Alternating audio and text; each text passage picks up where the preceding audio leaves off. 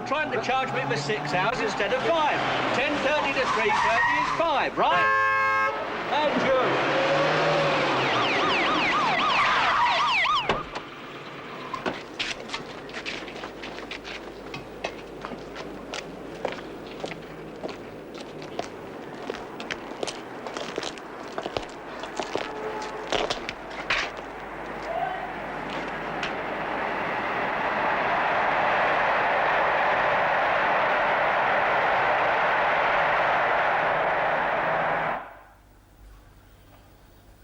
Lift the left leg, and down, and the right leg, and down, and relax. Good, splendid. And next we'll try some exercises to strengthen those tummy muscles. Excuse me. Yes. But first over to Steve Parker for a news flash. We've just received unconfirmed reports of an attempt on the Prime Minister's life. An official at Guardian headquarters says that a shot was fired. The situation is now well under control. As yet, no arrests have been made.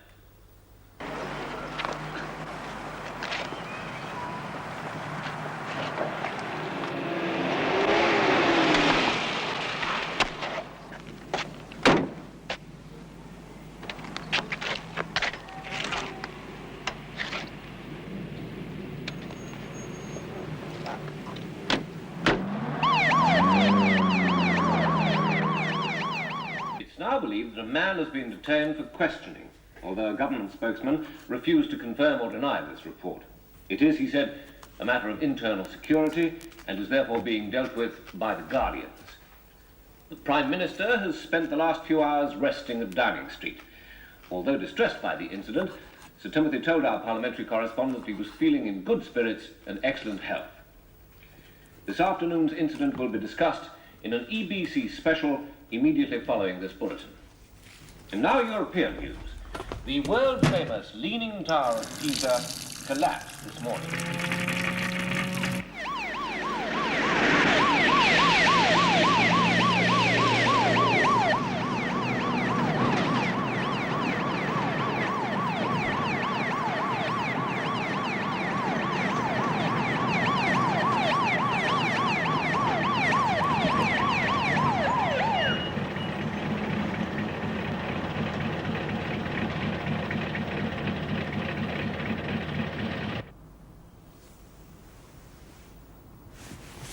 Tom? Tom, where are you? What's the matter? Nothing. Just couldn't sleep.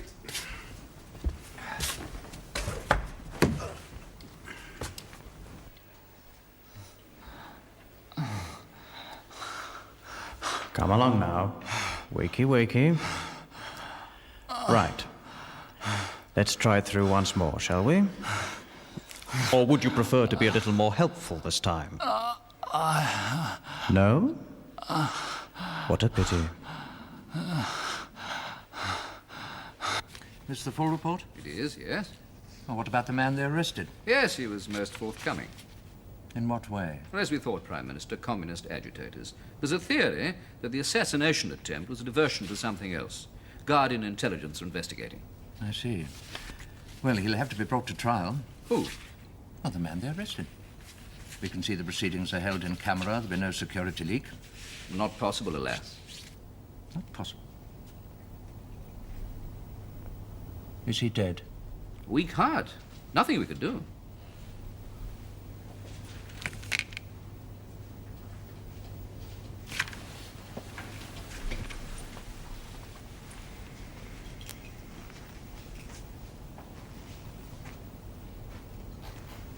Why wasn't I told?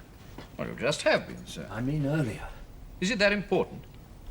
To me, yes. Then I apologize. It was my decision. Where was he when he died? At Guardian headquarters. Was there a doctor with him?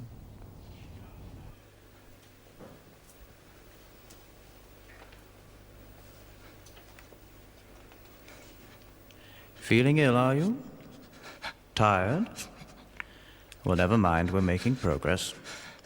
And you're making mistakes, which is just the way it should be. Now, you're a communist. We know that. Who are your friends? What about the body? Cremation, as usual. Most unfortunate business. It is indeed, sir. Most unfortunate. Not for publication, I'm sure you'll agree. I suppose not. No, I'll inform the Communications Committee. And now, sir, this is the revised script for your TV appearance on Friday.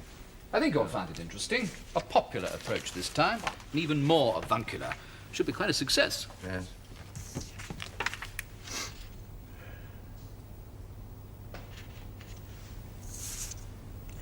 It worries me, Norman, all this violence. We can cope. You mean the Guardians can? Most efficiently. I don't like it. Well, who does? Now, this man who took a shot at me, he's carried off somewhere, hidden away, questioned, and then he dies, and the Guardians have done it all. And that's what worries me. Sir, They're becoming too powerful. Oh, I wouldn't say that. No, you wouldn't. Besides, they're necessary. Like it or not, we need them. I wonder. Do you doubt it? Sometimes. If they hadn't been formed, this country would have destroyed itself. Riots, anarchy, revolution. There have been men, women, and children dead in the streets. The Guardians saved us. Yes. Well, I agree they're strong, sometimes ruthless, but they're keeping this country together. Disband them, and the subversives would flood back in a week. No, it'll take some considerable time before we dare live here without them. You're becoming quite eloquent, Norman. Quite eloquent. Thank you, sir. Perhaps you'd better go on the television and not me. Oh, I haven't the style, sir, the presence. Besides... What? Well, I prefer to work backstage. That's where my interest lies. One of nature's stage managers, you might say. I've no wish to be the star. Yes. Well, it's the stage manager who rings down the curtain. Perhaps he's the most powerful member of the troupe. Perhaps. Oh, by the way, sir, apropos television, I see you're dining with the head of EBC. Yes, that's right. I'd be most grateful if you draw his attention to the latest restriction notice. Draw his attention. Well, there have been one or two lapses of late, and there must be a blanket restriction on the shooting aftermath. It's a social occasion, Norman. Well, just a word, sir, that's all. It is important. Oh, very well. I'll see.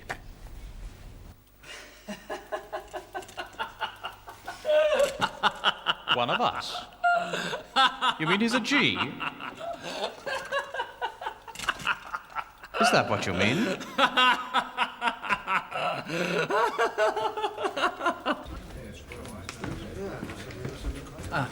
Humble apologies. Not to worry. Sorry, I simply couldn't get away. Affairs of state. No, a cousin phoned, couldn't get him off the line. Oh. How are you, Tim? Absolutely fine. Yes, you look it. Absolutely first class. Rotten business yesterday. I was very sorry. What happened to the man?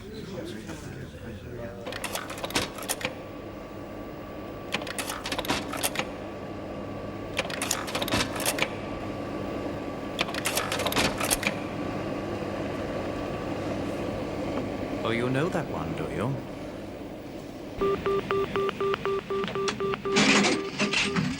Hello? Tom Weston. You were told not to ring. Yeah, but it's been a bad day. What's happened? They got him. And he's being questioned. It's only a matter of time. Are you sure? I know these people. He'll talk. Maybe not. Look, I can't take that chance. I've got to have a ticket, money and a passport. I've got to get out while I can. And your wife? She knows nothing. No, I'll tell her I've been called away on duty. Do you believe that? Yes, of course, yes, I'll ring her now. Very well. Come to Disraeli Road. When? We'll need time. Well, in 3 hours, 4. 4. Ta.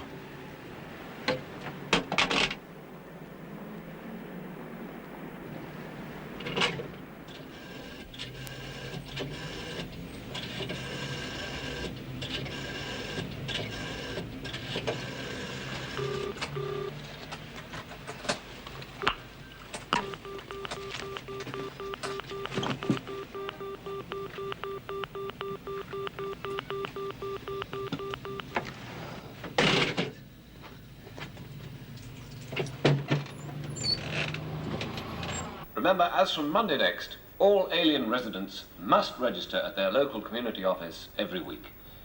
It's for your own good, friends, so please don't forget. Right? Right. Very good. Now, the time's 9:30, and here's Billy Barber with another session of Up the Ladder.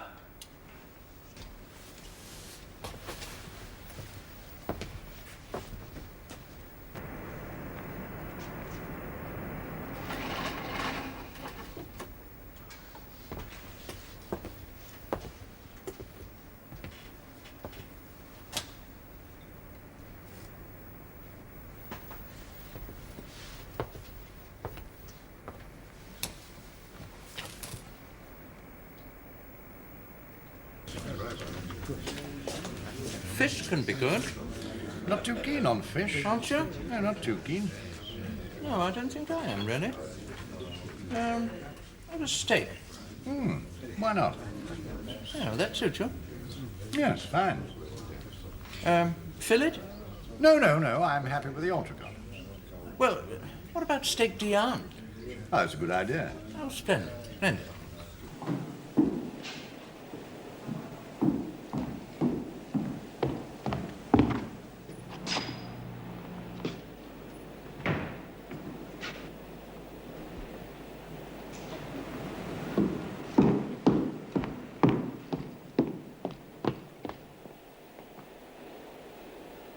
Oh, the wine. Here, you better do this. No, you please. I thought you were somewhat of an expert.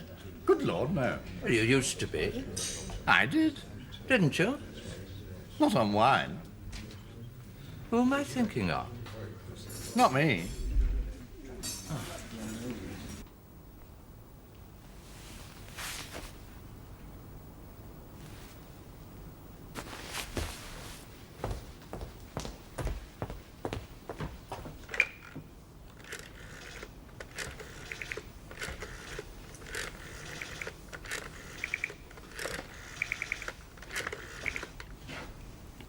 Hello? Hello, could I speak to the duty officer, please? No, it's about my husband, Tom Weston. I wondered if he'd been transferred to late duty. Would you? Thank you very much. Yes, I'll hang on.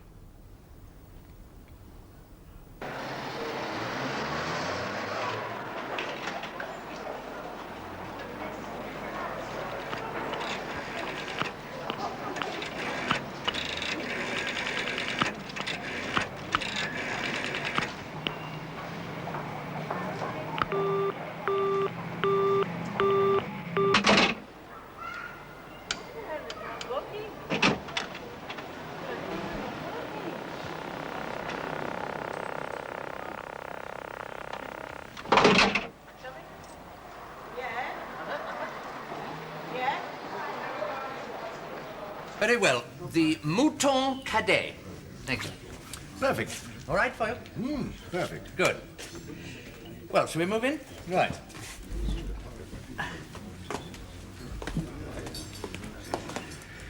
Ah. Come on, Fanny, then.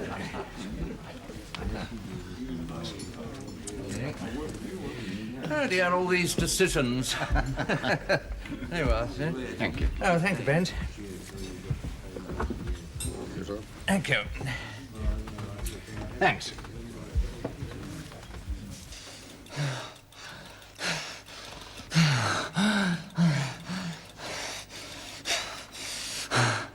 Good. Well, that's much better.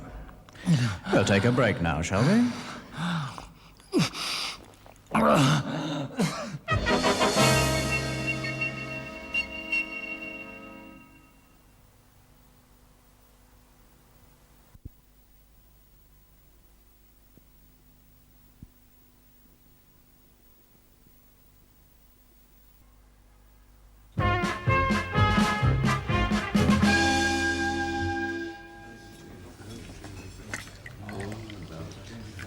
Thank you, Ben. Thank you. Well, nothing has changed, not even Baines. Not in here, no. Well, was it all right, the meal? Very good. You enjoyed it? Very much. Yes, you know, I always enjoy it here. It's reliable, though. No frills, but it's sound. You ought to come here more often, you know. You are a member, aren't you? Oh, yes. Well, I think you ought to come here more often. Oh, do stop being menacing, Fanny. Menacing? Well, your silences are always menacing. Was I being silent? I want some more cream. Baines. I'll stop being menacing if you stop being a professional Prime Minister. But I am a professional Prime Minister. Baines, want some more cream, please? You know, I don't understand you at all. Why, what's wrong? You have artificial sweeteners and all that cream. It doesn't make sense. Well, I'm a man of intriguing paradox. Didn't you know? Well, that's what they call me in that article. What article? The one that you disliked so much. Ah, Baines, thank you very much. I dislike most articles you. these days. Yes, I know. You're becoming old and crotchety. A man of have some cream. intriguing paradox. What meaningless rubbish. Think so? Don't you? Well, of course. Colourful, though. You know, I'm deeply puzzled about one thing. Which is? I can't think how you can bear to work alongside that appalling little turd Norman. Well, what's he done now? Nothing specific, I just can't stand him. Well, he does lack charm, I do agree. He's a sod. Yes, I think perhaps he is, rather. A sod. But he's doing a sod's job. Well, it depresses me, Tim. You mustn't let it. Norman's not all that important. Isn't he? No, don't start being cryptic, please. I can't think how you can work with him. Well, it's all in the line of duty, as Once they say. upon a time, you'd have refused. Refused what? To work with a man like Norman, you'd have resigned. I decided I was too old for such theatrical gestures. No, I'm talking about principles, Tim. Are you too old for them as well? I vote we avoid cheap insults if we can. Oh, for Christ's sake, Tim, we are supposed to be old friends. That gives you the right to be insulting and aggressive, does it? I'm only speaking the truth. As you see it. When we were at Cambridge. Oh, well, it was a different place. I admired you then because you really were what we all pretended to be. Compassionate and politically honourable. I'm flattered. Which makes it all the sadder. What that? Your acceptance of an unpleasant and possibly dangerous situation. And you're being awfully melodramatic. No, I don't think so. Oh, yes, you are, believe me. Now, there's no point in looking back to those rosy days of undergrad politics. There's a fairly wide gulf between theory and practice, you know. That's right, shrug it off. I'm not shrugging anything off. It's the truth, and I'm in a position to know what I'm talking about, after all. You know, you're behaving like a sentimental old clergyman. We'll be having watery tears next if you're not very careful. Huh? Huh? You know, it's a funny thing, but people can never bear being reminded of an idealistic past. It always makes them very angry, men particularly. That and the accusation of impotence. Oh, immediate denials can be relied upon on both counts. You often accuse people of being impotent. It's probably the same thing, of course, promising much, but being unable to perform. In other words, you're disappointed in my performance as Prime Minister? No, not entirely. But I am alarmed at your inability, or refusal, to control certain extreme elements. Now we're back to Norman. Yes. Now, look, someone has to do the dirty washing. Oh, but he's doing it on your behalf. You are the Prime Minister. Yes, I know. Now, just remember this. It's your dirty washing, yours and everyone else's. We're just trying to keep the place tidy. Come on. Let's go in the next room and have some cognac.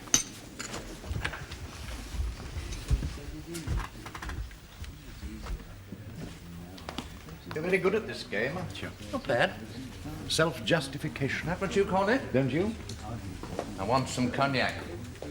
Now, Baines, will you bring some of the special Napoleon, please? Poor old chap. He's getting most terribly deaf, and he never speaks. What do you mean he can't? Well, he just doesn't seem to see the need for it. He just prefers not to, I think. Now, where were we? Arguing about dirty washing. Oh, yes, Norman. He's doing more every week. More what? Restricting information, as you call it. It's getting quite a problem. Oh, come along now. You haven't told us anything yet. Well, nothing of importance, anyway. We've got a few names. We can make a few guesses. Now, how about an address or two?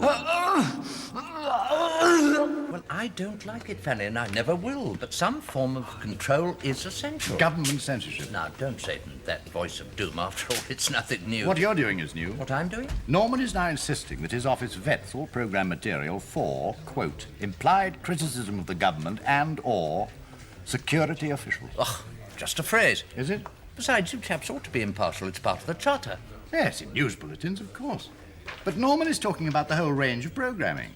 Nobody's going to be allowed to say a word against the government or And this is really what frightens me, Tim. Not a word against the G's.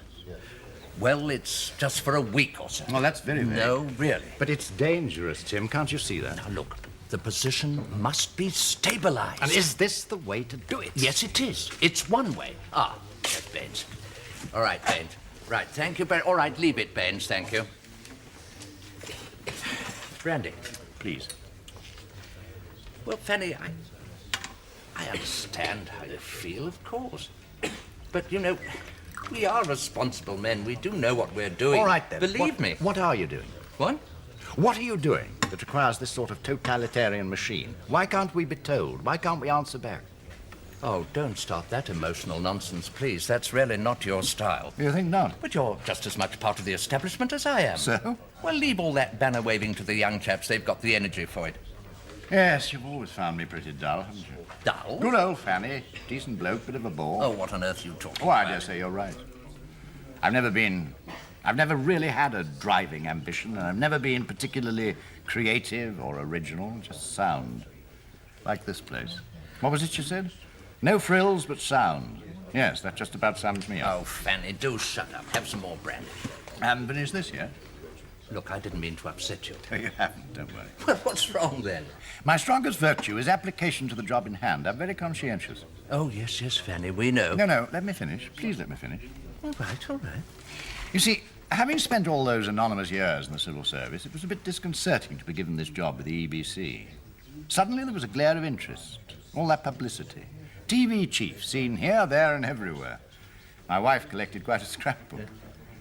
Well, the point is that I applied myself to the job in hand. At first, I didn't much care for the people I was working with. They seemed, and still seem, egocentric, arrogant, self-opinionated.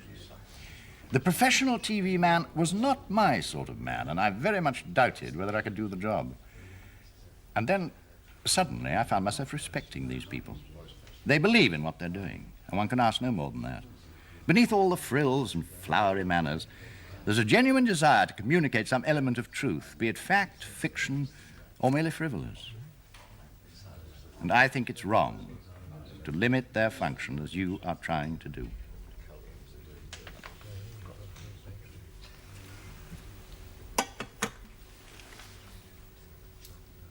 Well, I'm impressed. I'm very impressed. No, don't try to make a joke out of it. Oh, but I wasn't. But you see, the trouble is that some form of control is absolutely essential at this moment of time. Quite essential. We must know where he's gone. I'll come along now. The name of the road. A number. It's all very simple. So simple. I know you can do it.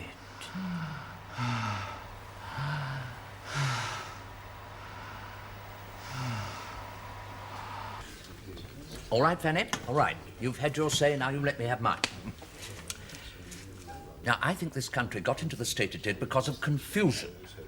Moral, political, social confusion. The Hitler War marked the end of a chapter. The Christian church was in sharp decline. All the social distinctions were being totally erased. Everyone was just floundering about, not knowing who they were, where they were going. You see, we were just clutching at straws, don't you remember? I mean, Supermat, Carnaby Street, the Beatles. Everything had to be trivialized because we daren't look at things seriously, and some form of national breakdown was inevitable. And now we're in the position of a patient who's told, rest as much as you can, no shocks to the system, try and build up your strength, must take things easy. Well, that's why some form of government control, government censorship is essential. I mean, it's for the common good. Simple as that. No, it's not simple, Tim. Not really. But the basic issue is simple. No, it isn't.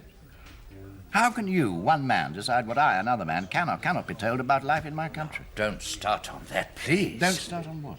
But life depends on one man telling another man what to do. I mean, that's the way the world wags. Yes, but you're telling this other man what he must think. Oh, rubbish. Censorship can never be justified, Tim. It can only be imposed. What on earth is that supposed to mean? Precisely what it says.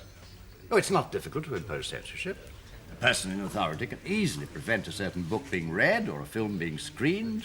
or a thought being expressed. It is, however, impossible for that person to justify such a restrictive action. My dear Fanny, that's just woolly-minded liberalism. Not at all. All right, then. You want children to go unprotected, do you? Fill the shops with pornography, images of brutality, violence? That what you want? Oh, of course not. Well, that's what you'll get. Look at the 60s and 70s. A fault doesn't disappear when it's pushed out of sight. Some form of restriction is necessary for the general good. That's what government means. That's what civilization means. Does it? Well, of course it And does. to hell with the moral dilemma. Whose moral dilemma? What gives you the right to tell me what I should think? I'm talking about the general good. Oh, really?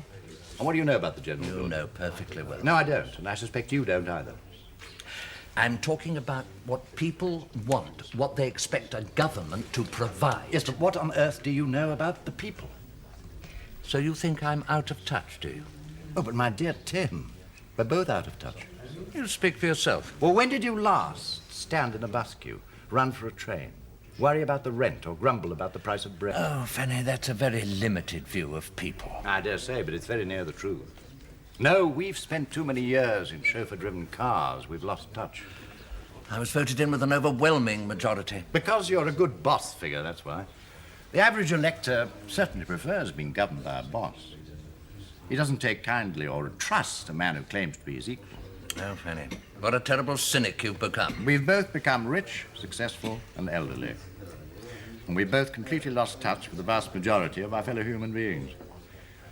We're like a couple of influential dinosaurs, impressive at first glance, but basically irrelevant. Oh, bald.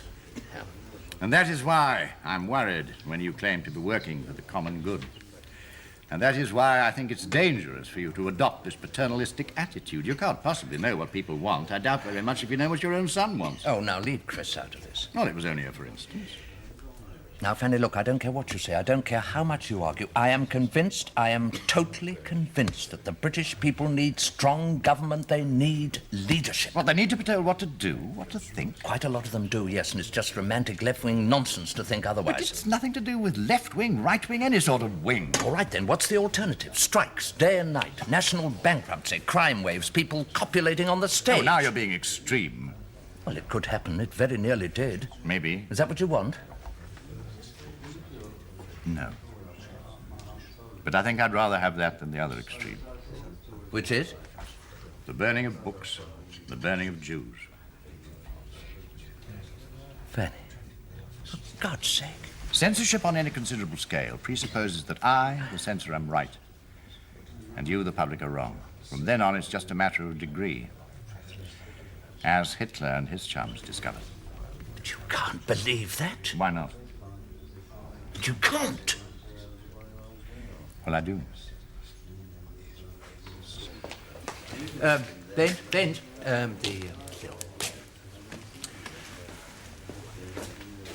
I'm going home. Had enough? Quite enough, thank you. Give me a foul headache, blast you. Tim, please be careful. Don't unleash a monster you can't control.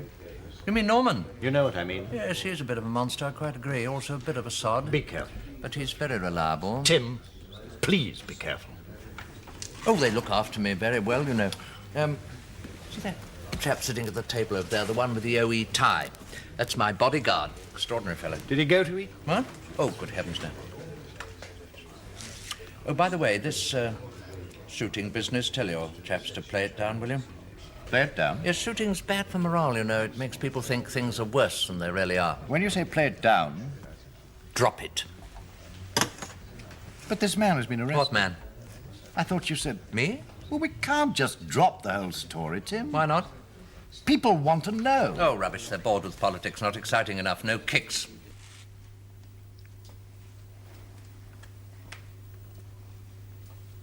Oh, once more. Tell us once more. Ah, thank you, Benz. Ah.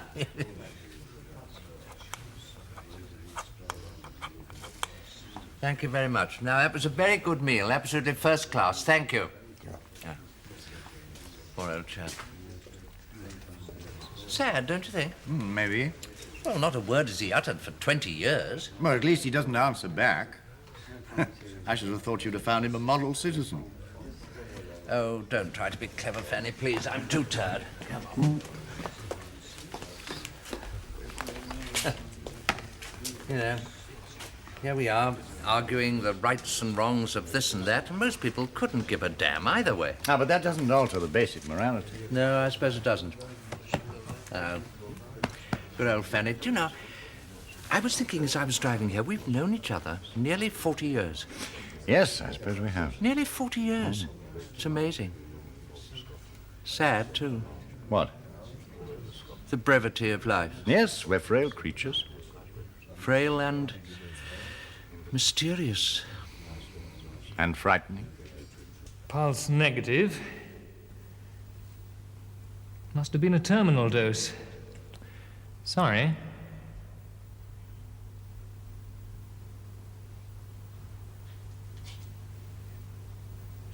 Yes, very frightening.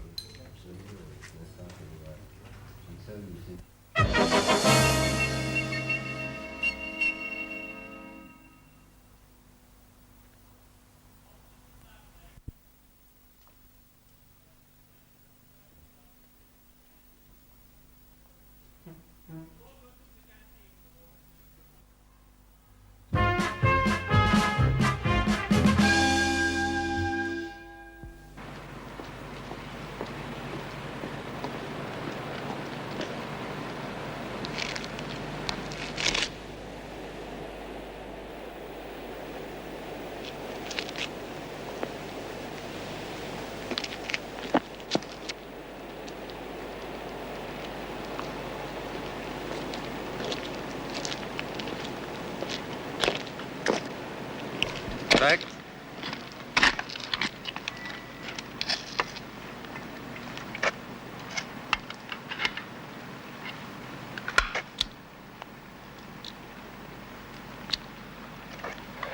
Tired?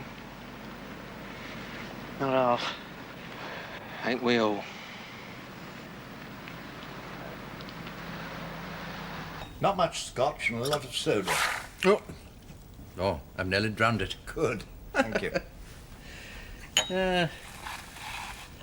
I wonder how many times we've done this. Quite a number. Yes, quite a number. Not for some years, though. No. Look, I'm sorry to drag you back here. Oh, I'm honoured. Mr. Prime Minister. Oh, come off it, Fanny.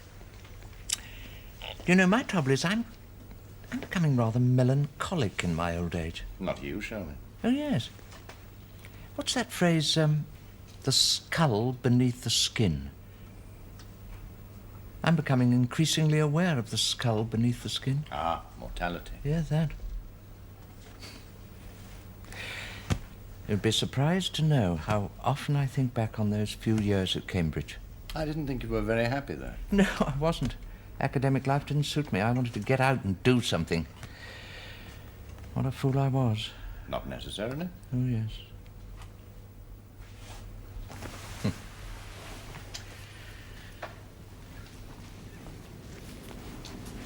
That's why it gives me so much pleasure just sitting here, drinking whiskey with old Fanny Wainwright. Reality and nostalgia are briefly the same. Nothing has changed. Ah, that's where you're wrong, I'm afraid. Oh, why? Everything's changed, Tim. Nothing's the same as it was. Nor can it ever be. We're living in a different world.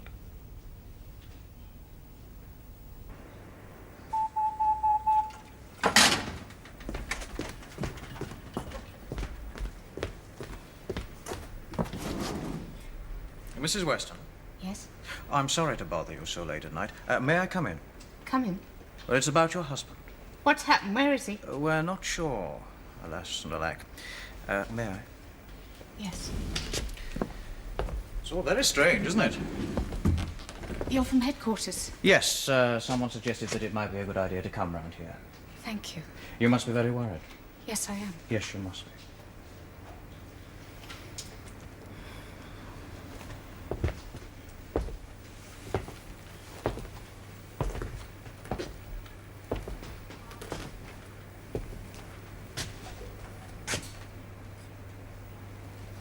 He hasn't telephoned, I suppose. Not a word. No. Well, that's extraordinary. I'll be home about 8, he said. This morning? When he went out to work, yes. So you're expecting him home about 8 o'clock? Yes, I had the meal ready, everything. It's very peculiar. I waited an hour, so then I rang up. Oh, quite right. I didn't know what else to do. Is he interested in politics at all? Tom? There's a chap I met at an evening class, was called Weston, studying politics he was. Very keen. No, it wasn't Tom. Oh, well, it must have been some other Weston. Or was it Heston? I got so worried in case something had happened. Something? All this trouble, you know. Oh, yes. I mean, you hear of G's being attacked, beaten up, God knows what. Very rarely, Mrs. Weston. It does happen, that's my point. Oh, yes, I do agree. I do agree. I mean, you wouldn't try to spare my feelings. There's absolutely nothing to worry about, Mrs. Weston. I'm sure Tom is perfectly okay. Are you? Well, there's no reason to think otherwise. No. Well, if I were you, I'd try to get some sleep.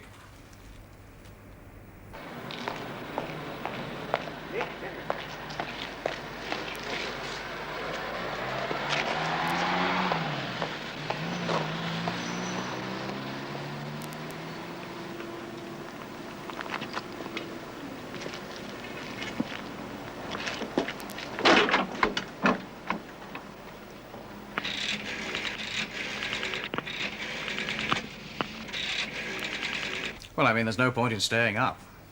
If we get any news, I'll let you know straight away. You're very kind. Oh, it's the least we can do. Don't forget, you can trust the G's. Yes, that's right. Well, we must try and live up to our publicity after all. Hello? Tom. Tom, old boy, we've all been very worried.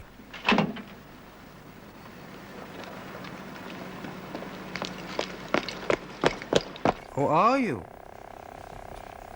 Oh, I see. Yes, of course. Of course I will. Fine. Goodbye. Poor old Tom. Special duty. I guessed as much. Do you really think I'm an oppressive, reactionary, selfish old fool? Do I what? You said some pretty harsh things in the club. Well, so did you. All that talk about Hitler burning books. Well, I feel that very strongly. Well, so do we all. Besides, I didn't mean it personally. No. No, that's my trouble, you know. In spite of all these years in politics, I still get personally involved in everything I do or say. It's ridiculous. No, I think that's something to be proud of. Thank you, Fanny.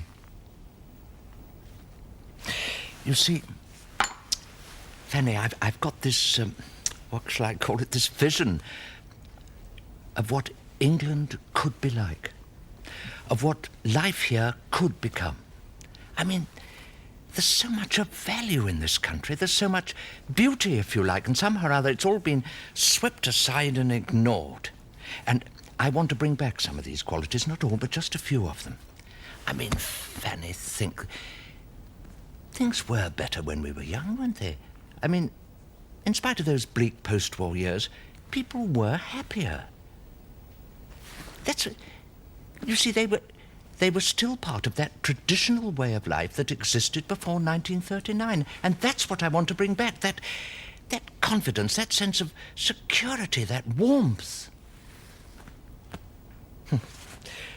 Trouble is, one can only do it by imposing restrictions, censorship, the G's and so forth.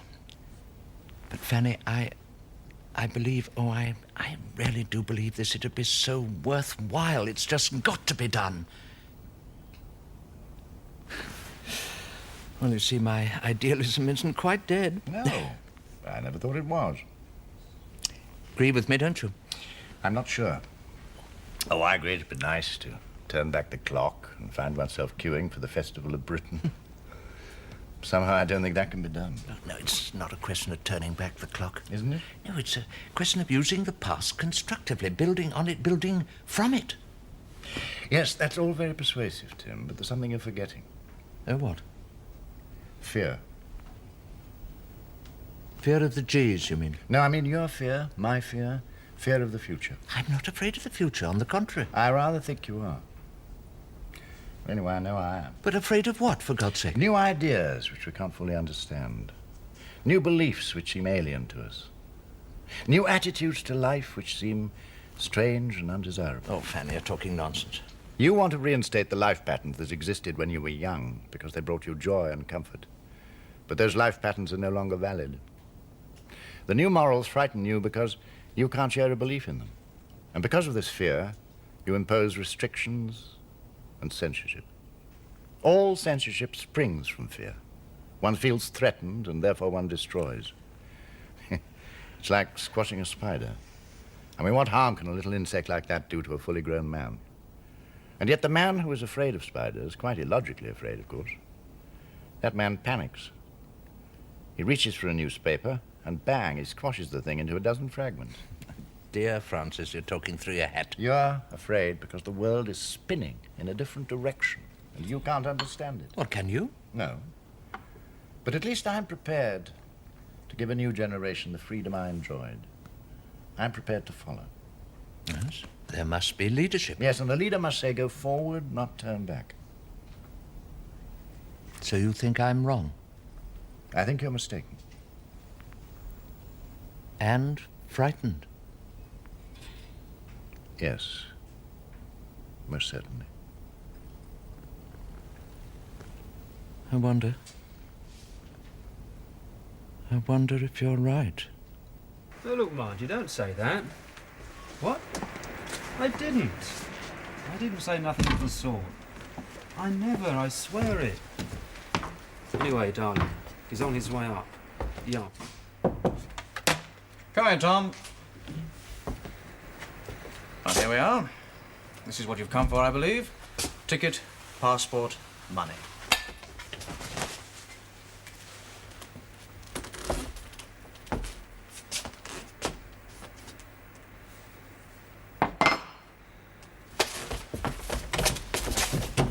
All I said was I'd go to Brenda's to see if she was all right. It was only a friendly visit after all. Brenda's not like that, Margie. Honest, she's not. I never. Honest. I swear it. Well, it's been an exhausting evening. Have I exhausted you? Yes, you have, rather, I must confess. I'm sorry. Oh, no, it's been fun. Has it? Don't you think? Yes, it's been very enjoyable. Good. Well, give my love to Helen. And mind your mother. Thank you. Oh, I was so sorry when Norman told me. Told you? About your mother. Well, what is it? God, I didn't realize. I thought you knew. What the hell are you talking about? I'm so sorry, Tim. Look, what is it? You see? You thought you hadn't been told. It's the same thing, really. Withholding information. It always hurts somebody.